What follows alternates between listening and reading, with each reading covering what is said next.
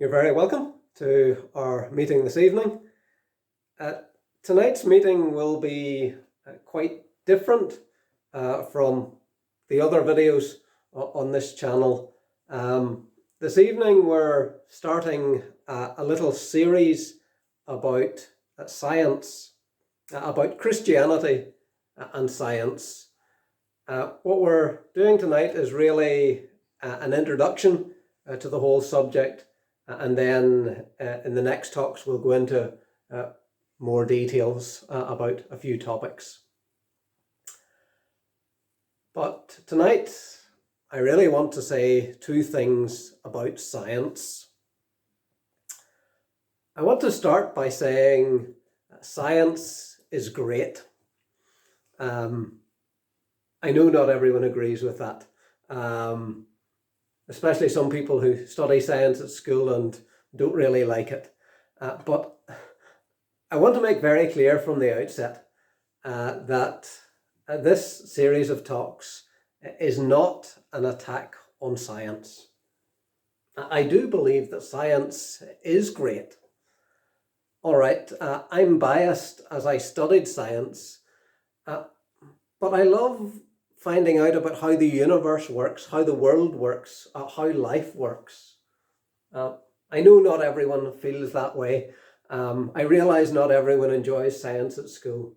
But if you are interested in science, study the sciences. Learn more about this world and how it works.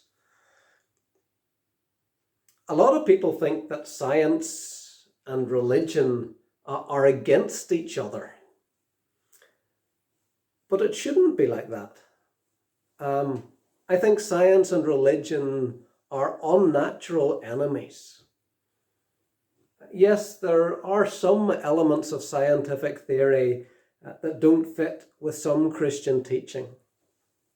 But the vast majority of science fits perfectly with Christianity.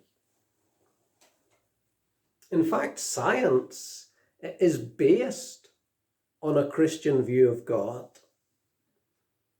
Science is based on the belief that the universe is not random. It's not out of control. It's based on a view that the universe operates under a consistent set of rules, a very precise set of rules. And that fits very well with the view that God made the universe and its rules. It fits very well with the idea of God, of one God. And many competing gods wouldn't work. You need one consistent God, like there is in Christianity, or Judaism, or Islam. In fact, many of the greatest scientists who ever lived have believed in God, or in some form of supreme supernatural creative intelligence. Those scientists include people like Isaac Newton, who came up with Newton's laws of motion that you do at school. They also include people like James Clerk Maxwell, who came up with the theory of electromagnetic radiation, where electricity and magnetism and light are seen as different manifestations of the same phenomenon. Also people like Max Planck, one of the founding fathers of quantum mechanics, Werner Heisenberg, who came up with Heisenberg's uncertainty principle, Albert Einstein as well. Isaac Newton regularly gave glory to God in his writings. He wrote endlessly on theology, though not always very accurately. Einstein said that he had a firm belief in a superior mind that reveals itself in the world of experience, and that represents my conception of God. He also said, I want to know how God created this world. I want to know his thoughts. The rest are details. Johannes Kepler, the Danish astronomer who discovered the laws of interplanetary motion, said something similar. He spoke of thinking God's thoughts after him. Discovering more about God's world and how it works is a wonderful privilege. Science is great.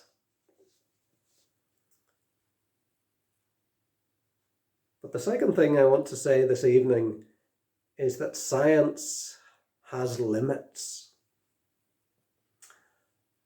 Some people seem to have got the idea that science has discovered all the answers,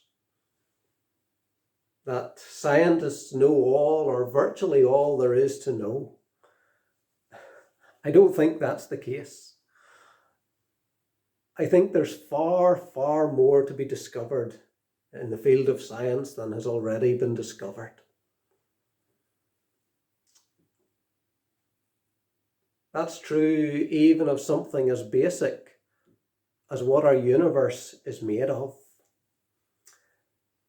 Most scientists today believe that normal matter, that's the atoms that make up stars and planets and every other visible object. Most scientists believe that normal matter makes up about 5% of the stuff in the universe. They believe that dark matter, that is matter that's not normal matter, not the atoms we're used to, but some other unknown matter which can't be seen because it doesn't absorb, reflect, or emit light. They think that dark matter makes up about 25% of the stuff in the universe. And they think that dark energy, that's some unknown form of energy which overcomes gravity and causes the universe to expand. Dark energy is thought to make up about 70% of the universe. So if you add the dark matter and the dark energy, that's believed to make up about 95% of the universe. But no one really knows what dark matter or dark energy is. They're just concepts that we have come up with to try to help us understand how the universe works. So if the current theories about the universe are right, we have no idea what 95% of the stuff in the universe is. Professor Brian Cox said, "We don't know what 96% of the universe is made of. We don't understand something fundamental." There is a huge amount of the universe that we know nothing about. Either that or the current theories for understanding the whole universe are very wrong. So there's a huge amount that we know nothing about, but there's also more that we could know about everything. Science hasn't discovered all the answers in any area. And there were times in the past where science seemed to have answered everything about a particular topic. I mentioned Isaac Newton earlier. Isaac Newton came up with his laws of motion around about 1700 AD. Many of you will have heard them at school, even if you don't remember them. An object at rest will stay at rest, and an object in motion will stay in motion unless acted upon by a net external force. F equals ma. Force equals mass times acceleration. Every action has an equal and opposite reaction. Those laws were verified by experiments and observations for over 200 years. They gave an extremely accurate description for how things move. They could explain everything from the movement of a ball to the movement of the stars.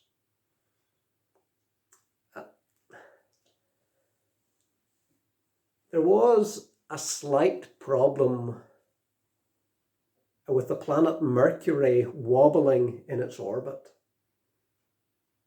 But other than that, Newton's laws, science seemed to have answered everything about how things moved. That was until Einstein came along with his theory of relativity in the early 1900s. Einstein's theory of relativity explained why Mercury wobbled, but it also opened up endless other questions about motion and about many other things as well. Newton seemed to have explained it all. And Newton's laws are still excellent for considering everyday objects at everyday speeds. But there was a huge amount still to be understood. And I'm sure there's still a huge amount yet to be understood. Einstein's theory of relativity was a huge leap forward for science. And science has made many huge leaps in the past. Galileo showed that the planets revolve around the sun. That was a huge leap for science. Mendeleev discovered the periodic table. Jenner invented the vaccine. Fleming discovered penicillin. Science has made many huge leaps. And I believe that science will make many huge leaps in the future. Just a couple of months ago, scientists discovered that muons are a bit like electrons. They're just a lot heavier. Science discovered that muons wobbled more than they should in a magnetic field. Current theories can't explain that motion. Just like Newton's laws couldn't explain why the planet Mercury wobbled in its orbit. And so scientists are excited about the possibility of another huge breakthrough in science. They're hoping they'll discover new particles, maybe new forces.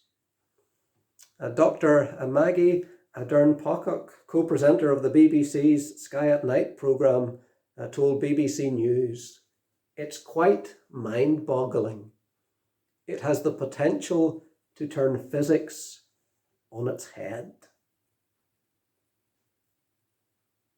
Science will make many huge leaps in the future. There's much of science that we don't know, especially at the extremes. When you're considering very small things, or things at very great distances, or what happened very long ago. There's much about those theories that may need to be modified or even totally changed in the future. So that's one way in which current scientific understanding has limits. But there's another way in which science has limits. Science only gives us some of the answers. For example, if you ask science why the kettle is boiling, science will tell you it's because the electrons in the electricity make the atoms in the heating element vibrate more, which agitates the water molecules in the kettle until the water heats up so much that it boils. But there's another answer to the question of why the kettle is boiling that science doesn't give, that science can't give. The kettle is boiling because I want a cup of tea. Science is very good at telling us what happens. It's not so good at telling us why it happens. And I want to consider 7 questions that science hasn't answered. Maybe they're questions that science can't answer. Question 1. What caused the universe to appear? Science has no explanation for what caused the universe to appear. It says there was a Big Bang. The theory of the Big Bang tells us that first there was nothing, and then it exploded. But why did it explode? What caused it to explode? Scientists call the Big Bang a singularity, but giving it a name doesn't explain what caused it. What caused the Big Bang? In all our years of study and research, we've never found anything anywhere else that comes into existence completely by itself. Where did the universe come from? Question 2. Where does order come from? We see order everywhere. Our universe is not random. We see order in the movement of the planets, in the movement of the galaxies, and right down to the structure of the smallest subatomic particles. In our experience, explosions always produce disorder. They produce a mess, not order. Where does order come from? What causes it? Question 3. Where did the laws of nature come from? Why does light travel in straight lines? Who decided that one mass should attract another mass? Who decided that like magnets should repel each other? Who invented F equals ma? Newton discovered it, but who invented it? Who built it into creation? Who invented E equals mc squared? Where did the laws of nature come from? Question 4. Where did life come from? How did chemicals change into life? We've never been able to reproduce that in a lab. Where did life come from? Question 5. Where does consciousness come from? Consciousness is not just complex calculations. I know that I am me. You know that you are you. A computer can't do that. Where does consciousness come from? Question 6. Where do emotions come from? Where does love come from? Where does conscience come from? Why do I feel happy? Why do I feel sad? Why do I like certain things and dislike other things? Why do I feel guilty? Where does all that come from? Question 7. Why does mathematics describe science so well? Maths is unbelievably good at describing science. It's maybe something you've never thought about before, but it's something that mathematicians in particular have given a great deal of thought to. In fact, one of the biggest problems puzzling mathematicians today is the problem of why maths so precisely describes nature. Mathematics and nature are two separate fields. The things that are learnt about them are discovered completely independently, and yet they fit perfectly together. Everything that happens in the physical world seems to fit precisely into a mathematical equation. Often into mathematical equations developed totally separately by people who knew nothing about the science. Sometimes into mathematical equations developed long before the science was discovered.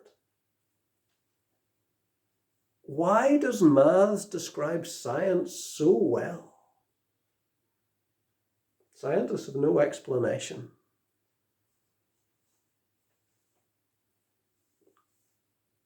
Science is great,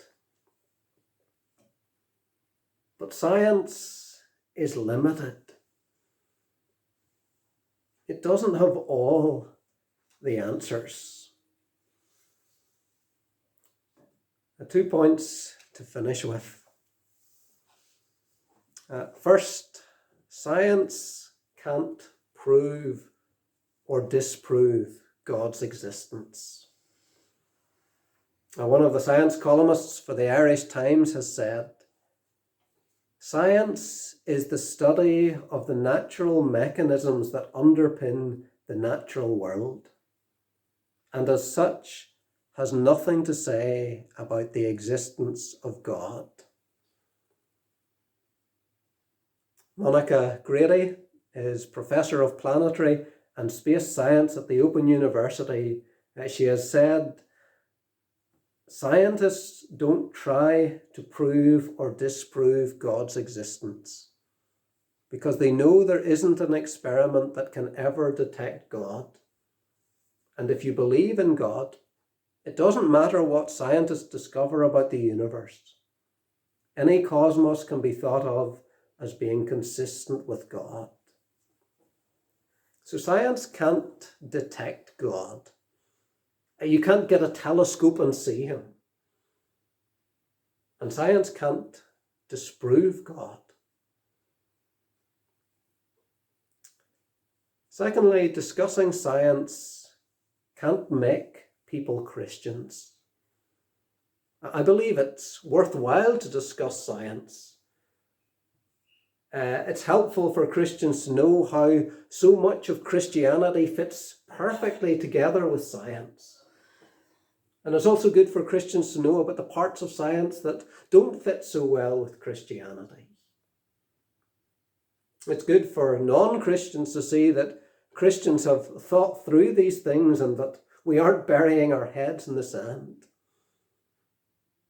And if a particular scientific issue is a barrier to a non-Christian, it can be helpful for them to hear the Christian point of view.